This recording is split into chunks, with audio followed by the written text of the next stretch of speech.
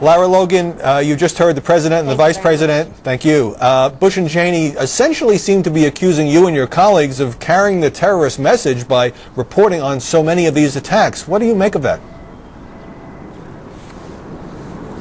Well, I think that that is a very convenient way of looking at it. It doesn't reflect the value judgment that's implicit in that. As a journalist, if an American soldier or an Iraqi person dies that day, you have to make a decision about how you weigh the value of reporting that news over the value of something that may be happening, say a water plant that's being turned on that brings fresh water to 200 Iraqi people. I mean, you get accused of valuing human life in a certain way depending on how you report it. And also, what I would point out is that you can't travel around this country anymore without military protection. You can't travel with armed guards. You're not free to go every time there's a school opening or there's some reconstruction project that's being done.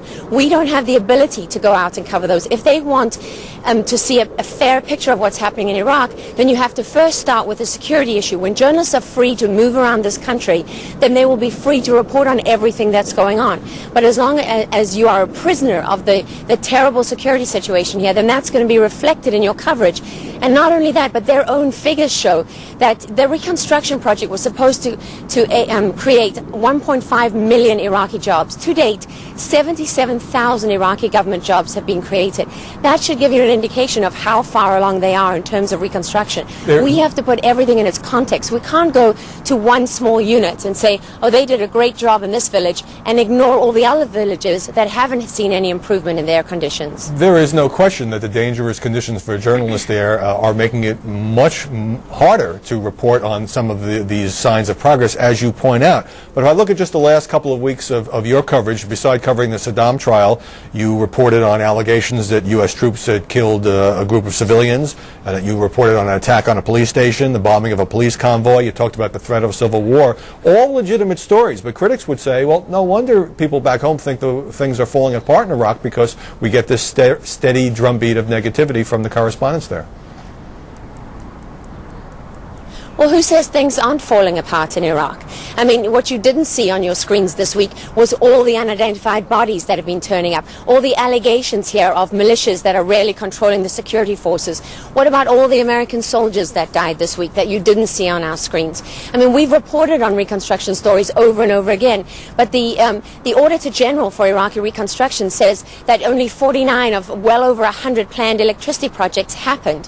So we can't keep doing the same stories over and over again. When a police station is attacked, that's something new that happened this week. If you had any idea of the number of Iraqis that come to us with stories about abuses of U.S. soldiers, and you look at our coverage over my coverage over the last few weeks, or even over the last 3 years, there's been maybe 2 or 3 stories that have related to that. So, I mean, we have to do the stories that when we've tested them and checked all our sources, and that they are legitimate stories on that day, that is the biggest news coming out of Iraq, then that's what we have to do. I mean, so I really resent the fact that people say that we're not reflecting the true picture here. That's totally unfair, and it's really unfounded.